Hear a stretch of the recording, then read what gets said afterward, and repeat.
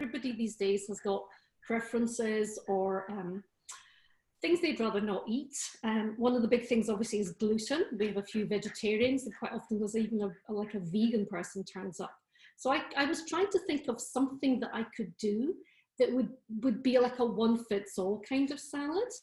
And also, to be honest, I was in my commercial kitchen and I had to spend a couple of hours, and I really didn't have anything better to do. So I just basically opened my fridge up and looked to see what was in there. So that was the kind of the genesis of this salad. I happened to have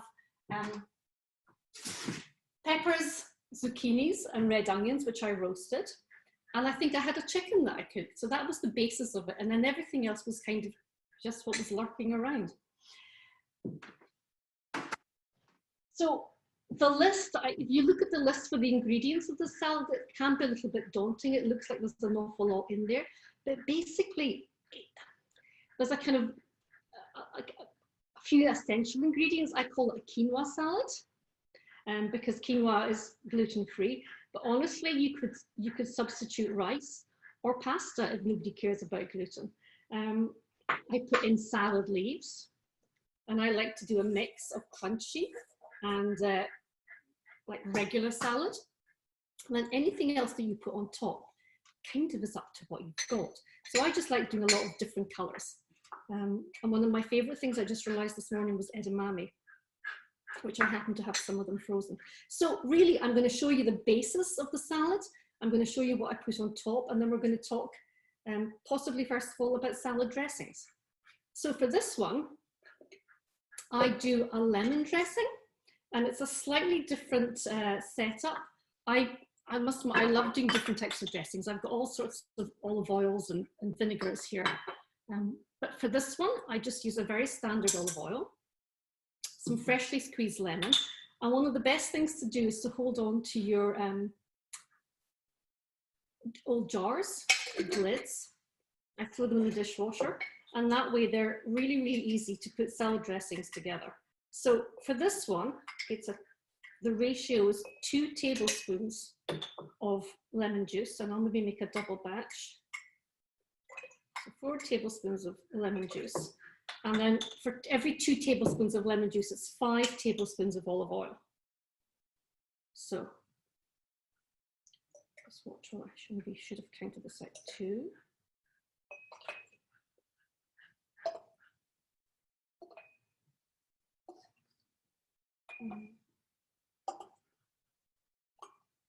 And you make quite a lot, but what the nice thing about this is once you've made it, you can stick it in the fridge and it will last for about 5 to 6 days. And that means the next time you go to make a salad, you don't need to go through the pain of making the salad dressing again. So we're going to do a little bit of salt, some pepper.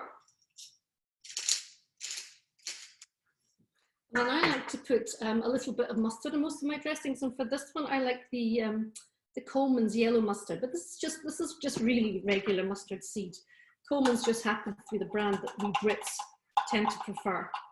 So a little bit of that goes in there. And we have a lemon dressing, so just shake it up. And you can see that the mustard helps with the emulsification. Now, the other thing I like to do is I like to put my salad, the basis of my salad together in a separate bowl, separate from what I'm going to present it in, because I find by the time you've dressed it, it can be a little bit messy. So this is just my preference. And like I said, I've got a mixture of leaves in here. I've done the what are these ones called? Romaine hearts. And then I quite like just the baby lettuce leaves as well, but really, again, whatever you've got lying around. And then the big thing with a quinoa salad, I find is, I'm not sure, do we really like quinoa? I'm not a huge fan, but it's a great thing to add to a salad because it's a protein, so it will help keep you full. But a lot of it is to do with the ratios that we're using. So I tend to not add a huge amount of quinoa. And what I would do is, first of all, dress the quinoa. So just put a little bit there in the bowl.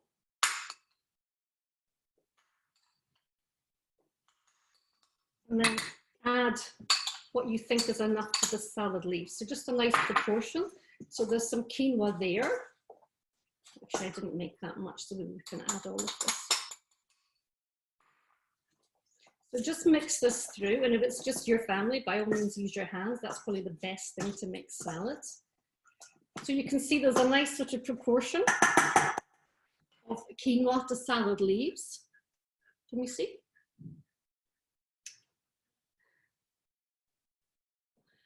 I can't hear anyone else. Hugh? All right, okay. Everybody's on mute. Everybody's on mute, yeah. It feels really strange. It feels really echoey. And then I find for salads, I mean, there's only 2 of us, so this is a ridiculously large bowl. And well, that's one of the things I find very hard about this, is scaling down my cooking, because I find 30 people a really sweet spot.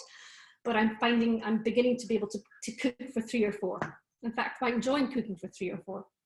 But just so I can show you the presentation, I like flatter bowls, or even a platter would work for that. But so again, this is all dressed. And just put that in. And then that's the base. And then for this salad, what we do is we just start layering things. So I like different colors. What I've got, again, as I said, the edamame is beautiful. And one of the reasons I make this salad as well is whenever I go to Trader Joe's, I love their produce counter, and I just like run down the side and pull one of everything. So I love the mange too, the edamame. They used to have green beans. There's all sorts of things you can throw in here. And some of them need to be cooked, but most of them afterwards are raw. But these are beautiful for the color. But for some reason, I think they're quite a seasonal item. So at the moment, Trader Joe's is only selling them in the frozen section. So because I like them so much, I boil them up for a couple of minutes to just get that bright green color. But before we add the raw vegetables, let me show you what I did this morning. Can we see? How did I get the angle there? Right, so I took 1 yellow, 1 green zucchini, and then a couple of peppers. I had some yellow and orange peppers, and I had some red onion. And I cut that up, you can see, into kind of fairly, just like bite-sized pieces. Salt and pepper, a little bit of olive oil, and then that went into a kind of fairly hot oven, 425, for around about half an hour. And what you're wanting to do is to get them so they're cooked and they're just beginning to catch. You're just beginning to get that caramelization on them. You know, this could have probably done another 5 minutes, but another 5 minutes might have meant me burning them. So I thought I'd take them out while they were still looking presentable. And again, you just want a selection of these. What have I done with the spoon? And the nice thing about roasting vegetables is when you cook things, it really brings out the flavor. So this is a nice base, and again, mix it maybe through the quinoa slightly.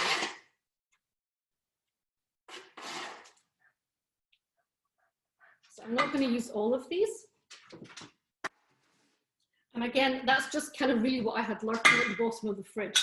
So we've got, again, we've now got the base of the salad, we've got the quinoa, we've got the roasted vegetables, we've got the lettuce leaves, and that's been dressed. But what we're going to put on top, so like I say, kind of in love with the edamame, but one of the other things that I also really like, let's see, oh yeah, again from Trader Joe's, and I've have a slight obsession with fresh peas.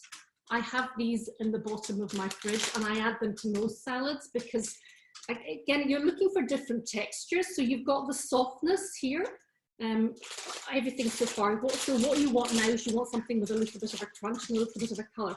I'm not going to use these today because I'm using edamame. So we're just going to put that over the top. And then I have some radishes. Again, really more for the color. I just love these. And I just have thinly sliced some radishes. So we're going to put those over. I don't know how to get something. You can see if I'm building this. I don't know how easily you can see this. Yeah. And then, I do like using mange too, again, because of the crisp, but also because, right, let me do that at the end. So tomatoes, little mini tomatoes, halved. Some leftover sweet corn from last night.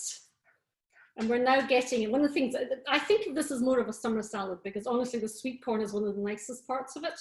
And that's definitely just getting into season now. Fennel, I kind of got a slight obsession for as well. So that's a totally optional item, but a little bit of fennel, and you can keep the fronds as well, because that makes it look pretty.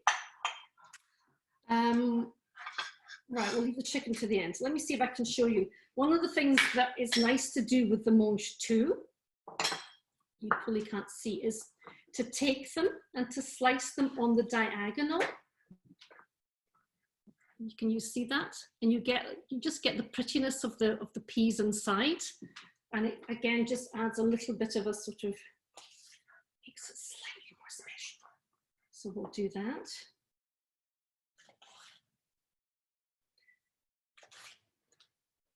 And really, we're just about there. So at this stage, what you've got is a totally vegan salad. And you can keep it at that, and the other toppings you could put to the side. But if you can go to vegetarian, I would add cheese. Now, what I've said in the recipe is to add goat cheese, but I happen to have some feta cheese in my fridge that needs to be used, so I'm going to use that instead. And also, and again, this is my Trader Joe's feta cheese. I'll find the box for you later. So that is now vegetarian. And if you want to just do the last thing, so we have some grilled chicken. So quite often when we're grilling chicken, I make sure there's some extra because it's such a great thing to have in the fridge. So I was saying to someone, my husband asks for lunch every single day. Can you imagine that? So every single day I have to come up with lunch for him. And this is the sort of thing, this is more what I would call a main course salad, rather than something that you would serve as a dish with something else. So the last thing I'm going to do is just get some basil leaves from my garden. And we're done. And if you want, you can put a little bit more dressing on. I'm not sure it really needs it, but you can just do a little drizzle.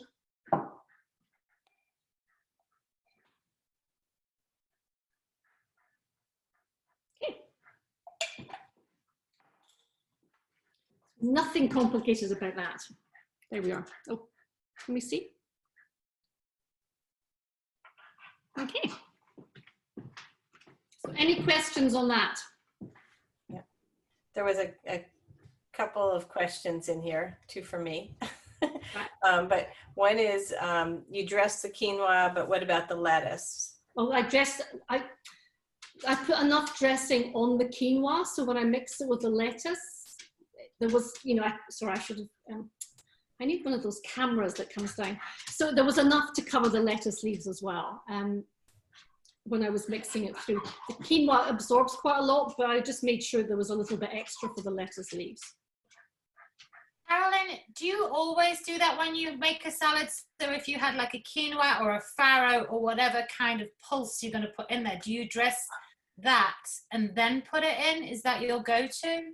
Yeah, you know, it's quite often what you can do really is once you've cooked those, because I mean, I love all those things. And I do that, I find if I'm cooking for large groups that they're a fantastic sort of base salad. The best thing to do with them, and I didn't do this time around, is actually to dress the grains as soon as you finish cooking them, when they're still slightly warm. And I think they really absorb the dressing very nicely at that stage. Because one of the things I used to forget was that to make the salad, you have to let the grains cool down. You can't, I mean, I suppose if you were going to serve it straight away, you could just about serve it hot. But if it's something that's going to sit for a while, you have to kind of work with cold grains. So you could dress it. And at that stage, the quinoa itself would sit in the fridge very nicely. I mean, I've put this together, but a lot of the components, I quite often do them in batches. I will roast the vegetables the night before. I will grill the chicken the night before. I will cook the sweet corn.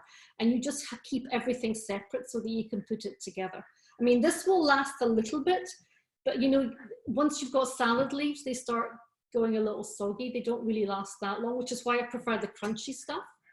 But yes, I would dress them. I always dress them separately. I don't think, I have a slight obsession about doing a salad this way.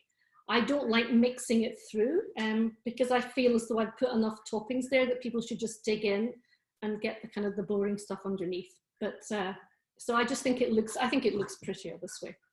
Thank you. Yeah, and Teresa also had another question about the chicken. Do you marinate the chicken before you grill it or add rub or?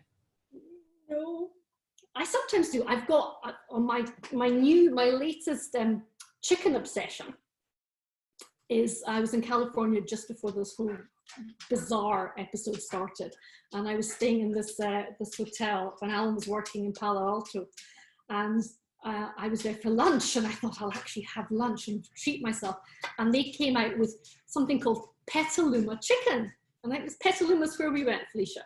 Yeah, Petaluma Chicken, and it was this gorgeous like half chicken. It was bronzed. It was the most spectacular thing I've ever seen. So I managed to wheedle the recipe out of the hotel. In fact, the chef came out and chatted with me. Obviously, they had nothing better to do. And it was chicken with skin on. And they'd soaked it in buttermilk and lemon juice. And actually, I think a little lavender. You couldn't really taste, thankfully you couldn't taste the lavender, but I think that was there for the effect. But I certainly, if I'm doing like a whole chicken, which I do quite often, I've started doing the whole buttermilk thing. These, honestly, and the reason I was excited about that is because I feel as though I can actually produce a decent chicken if I do the buttermilk marinade. I normally specialize in rubber chicken. I never seem to master the art of cooking chicken. So this chicken, as Felicia will tell you, was cooked by a combination of my husband and my son yesterday. I mean, I taught them how to do it. I gave them a thermometer. But I seem to have a complete inability to cook chicken. So this has been a breakthrough. So for this chicken, honestly, they barbecue it. It is perfect. It doesn't need any marinade, but you can. If you could do a lemon and parsley, or sometimes if I'm doing skewers, I'll sometimes do a yogurt and lemon marinade. But it doesn't really need it. Thank you.